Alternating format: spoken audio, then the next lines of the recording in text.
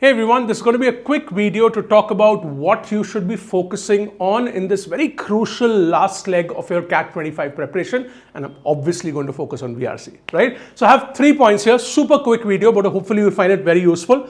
Now, what should you be focusing on as far as VRC is concerned in this last leg? One, and this might seem obvious, is definitely mocks. Come on, you know this already, okay? But it's not just about mocks. Every mock should be combined with analysis as well. That's obviously very important, and I'm sure you know this already. Okay, so I don't have to like give you details about this. You know this already. Mocks are the most crucial for all sections in this last leg. Okay, and if you ask me, of course, you have mocks from different providers. You probably have mocks from 2IIM, which is great. All these providers are great. But right now, focus on PYQ mocks. Okay, so what does that mean? From 2020 to 2024, these are all 2-hour exams. You should be solving them as full-fledged mocks, or at least sectionals. My honest suggestion is just do full-fledged mocks. Okay, sectionals are helpful, but that 2-hour mock is the exam experience that you'll have on the D-Day. So it's very important to give full-fledged mocks. And as far as PYQs is concerned, try to give them as full-fledged mocks 2022, 2025 if you haven't already done them. Okay, and these PYQs will give you the best indicator of what your CAT 25 performance will be. Okay, so the common question that I get is, right, my mock scores always fluctuate, and this is true for any provider, not just 2IIM, any provider. So mocks are designed like that. Mock scores are expected to fluctuate. Use mocks as a learning tool, analyze and learn from your mistakes.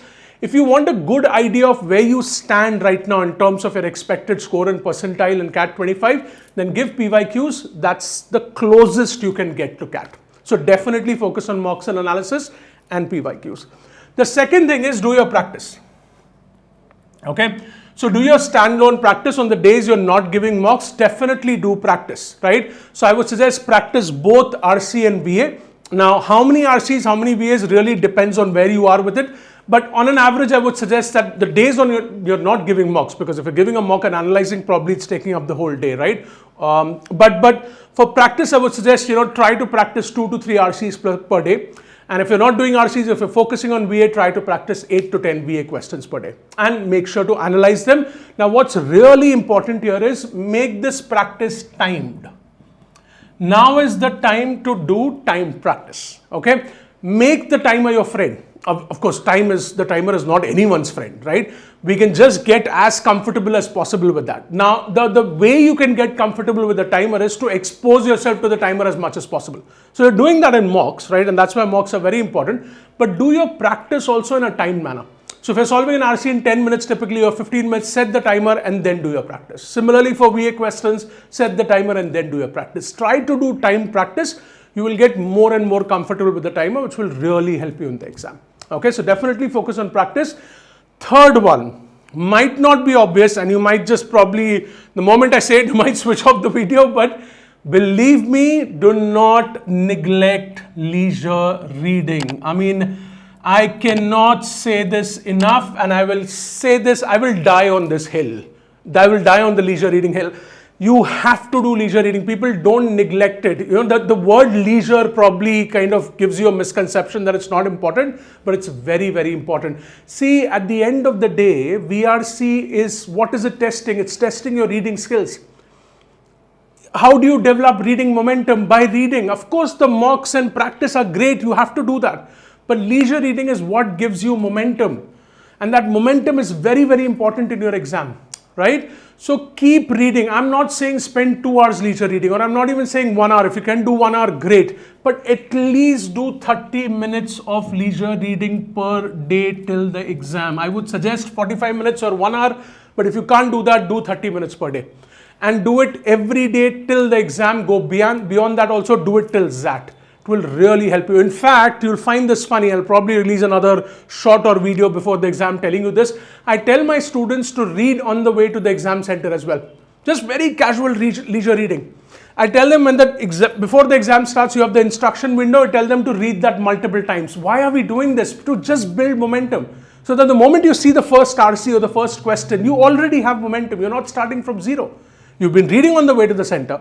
You've been reading before the exam. You read the instructions a couple of times. You have momentum. So you're probably starting from 3 or 4 and not from 0. Momentum is very, very important. So please do 30 minutes per day. And this is the time to stretch yourself. So do this in one sitting. Do 30 minutes in one sitting, wherever you want. You don't have to sit on a table and do it in a structured way, but do it in one sitting and try to read longer articles. Okay? Often I get asked this question, right? Bharat's reading list, amazing initiative by 2IM. Now people say that why do you share articles which are 2000 words long when CAT passages are only 500 to 550 words long? Listen, if you can reasonably comfortably read a 1500, 2000 word article, a 500 word article will become a cakewalk. It's as simple as that. So that's why longer articles are very, very important. If you have the capability to read a 1500 word article very comfortably, you will be able to, it will become a cakewalk for you, these RCs. So that's the idea. So read longer articles. I'm not saying everybody has to read 1500 or 2000. But try to read as long articles as possible in those 30 minutes and also step out of your comfort zone. So make these articles complex. Again, there's no one size fits all. I'm not saying everyone should read Aeon, but whatever your comfort zone is, try to step out of that comfort zone. So right now, this is the time to push yourself with leisure reading as well. Before that, I used to tell my students, leisure reading is to you need to form a love for reading. That's why you're leisure reading, which is all great. But now in this last leg, push yourself a little bit, read longer articles and step out of your comfort zone a little bit. Believe me, if you do this religiously till the exam, it will really help you. You can then come back and tell me whether it helped you or not. All right? I am 100% sure. Few students do it. Most students don't listen to this. Unfortunately, few students do it, and the students who do it reap rewards.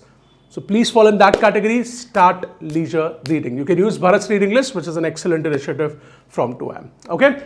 So yeah, so these are the 3 steps, 3 activities that you should be doing in the last leg.